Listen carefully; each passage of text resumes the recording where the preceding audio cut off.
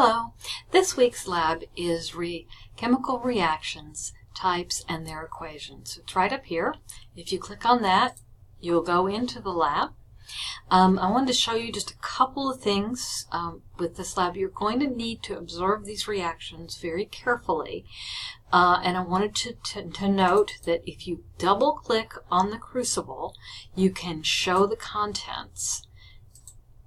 And then you can see what's inside the crucible.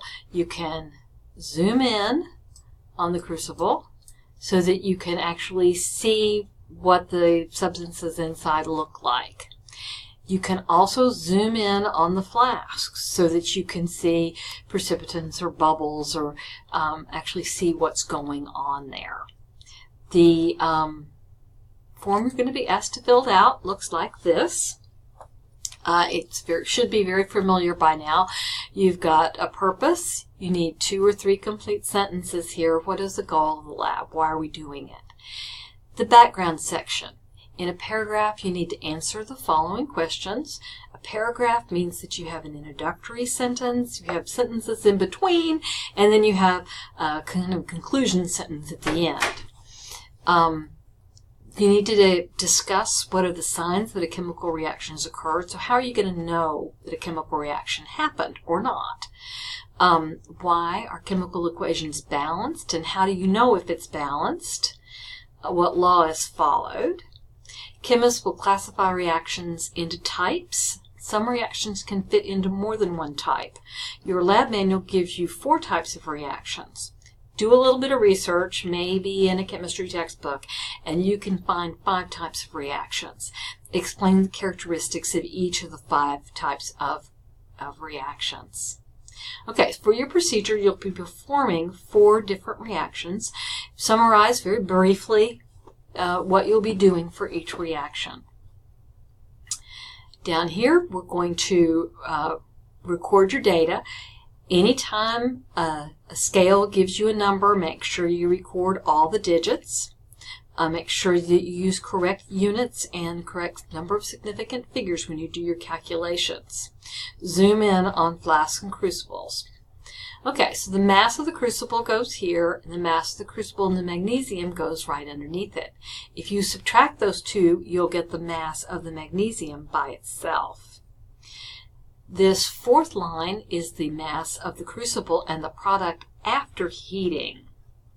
So we've got, if you want the mass of just the product, we'll have to take this line and subtract off the mass of the empty crucible, and that will give you the mass of the magnesium oxide.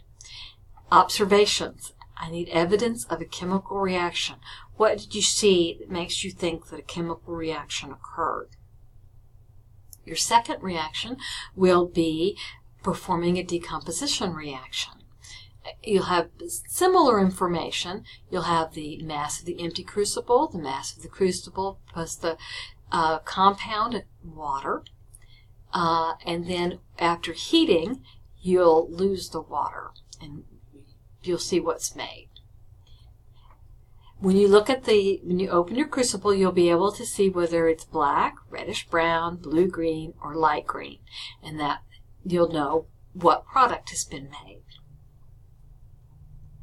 Experiment 3, you'll be putting zinc in hydrochloric acid, and you just need to tell me what indicates that a chemical reaction has occurred. For number 4, you'll be combining sodium hydroxide and nickel chloride.